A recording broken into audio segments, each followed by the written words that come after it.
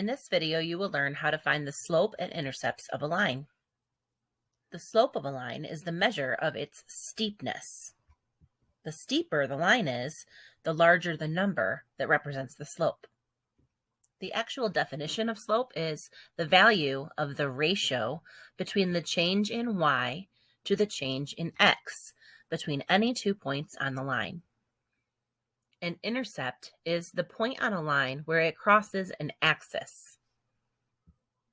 The x-intercept is the point on a line where it crosses the x-axis. At this point, y is always 0. The y-intercept is the point on a line where it crosses the y-axis. At this point, x is 0. Example number 1. We have this line on a graph, and it goes through the points -2, 0, and 2, 3. Let's figure out what the slope is. Slope is represented by an m. Slope, or m, equals the change in y over the change in x. On this first example, the change in y is represented by the red line. The change is 3. It goes from 0 up to 3. The change in x is represented by the yellow line. It changes by 4. It goes from -2 over to +2. So this makes the slope of this line 3 over 4 because it's the change in y over the change in x, also known as rise over run. The x-intercept of this line is where it crosses the x-axis. So the arrow here points to -2, 0. That's the place where the line crosses the x-axis. The y-intercept is where the line crosses the y-axis. So this arrow is pointing to the point 0, 1.5. There isn't necessarily a point labeled in that spot, but it still does have an intercept. It does cross the line, and there is a point there. Example number 2. We have a line that goes through the points -2, 5, and 2, 0. To find the change in y, we're going to actually start from the first point. When I say first point, I mean the one towards the left side of the graph. Kind of like when you read, you go left to right. So you're starting towards the left, moving towards the right. On the left, we have the point -2, 5. At that point, we have to go down to get to the other point. So the change is actually -5.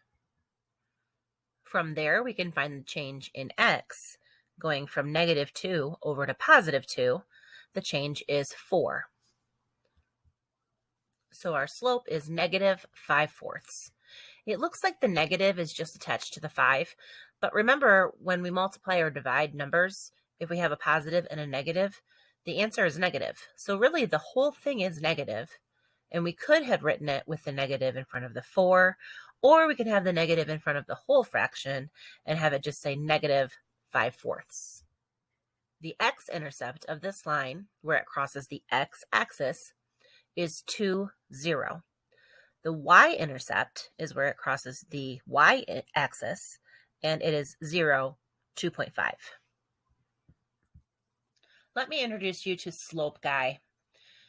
Slope Guy is here to help you remember when you look at a line, whether the slope is going to be positive, negative, or something different.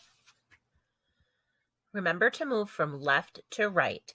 If a line slopes up from left to right, then the slope is positive. If the line slopes down to the right, then the slope is negative. Sometimes a line will go straight across. It won't slope up or down. Those lines have a slope of 0 because they don't go up or down. They're level, 0. And sometimes you'll have lines that go straight up and down. For these lines, the slope is called undefined. That's because slope is rise over run, and a line like this has a rise. It goes up or down, but it does not have a run. It doesn't move to the left or the right. So the run is 0. And with rise over run, a fraction, if the bottom number is 0, that fraction is also known as undefined. So that's why a line that's vertical the slope is going to be called undefined. Here's example number 3. Can you tell just by looking whether the slope is positive or negative? Remember to go from left to right. The line slopes down to the right, so it's negative. Let's find the change in y. From 1 down to negative 2 is a distance of negative 3. And from negative 4 over to positive 1 is a distance of 5. So the slope is negative 3/5. Here you can see where the x-intercept and the y-intercept are, but I'm not exactly sure what the values are. I would have to do some math and actually plug in 0 for x or y in order to figure out exactly what they are. Example number 4. The line goes through -5, -4, and 1, -3. Starting with the point at the left, we need to go up 1 and then to the right 6. So we have a slope of positive 1/6. Now to find the x-intercept, we would have to see more of the graph than what we see right now. This line does cross the x-axis, but it's way over to the right side of what we see on the graph. And here is the y-intercept. Example number 5. Notice this line goes straight across horizontally. It does not have an up or a downward slope. So think about slope guy.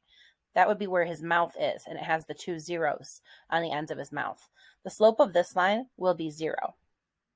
The rise from one point to the other is 0, and the run from the first point to the second point is 4. So when we write it in rise over run form, we see 0 over 4.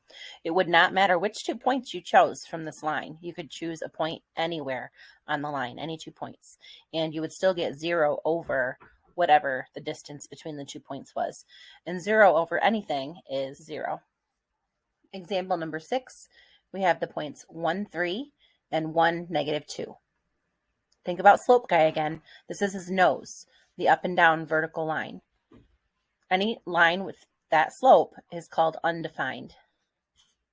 We can see here that the rise is 5 or -5. I guess it depends on which direction you go.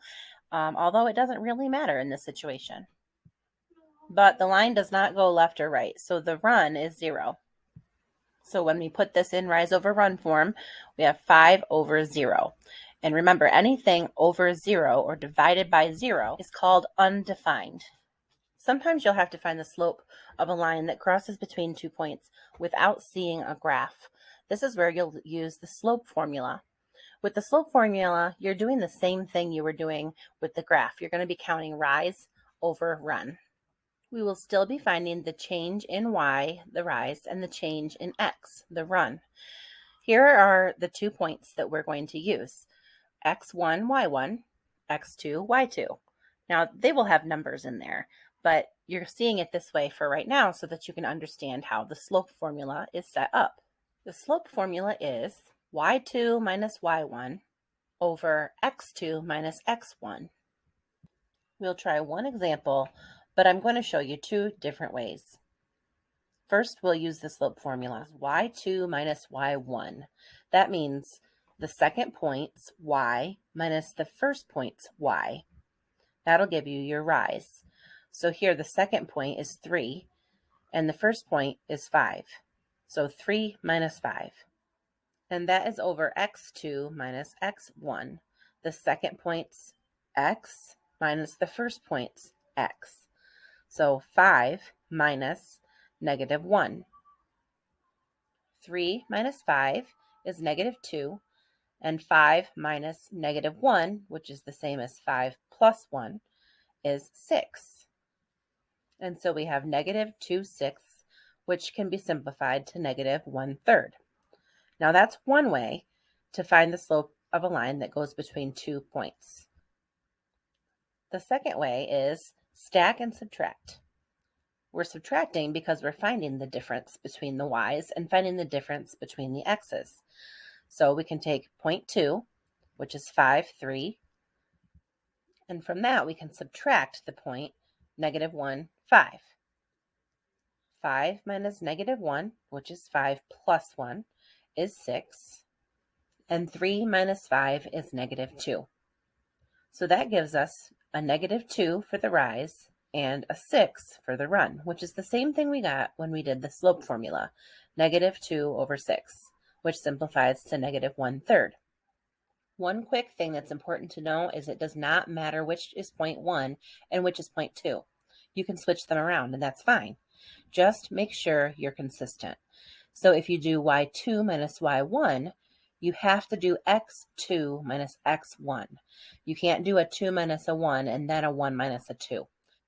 Now you should know how to find the slope and intercepts of a line. Thanks for watching.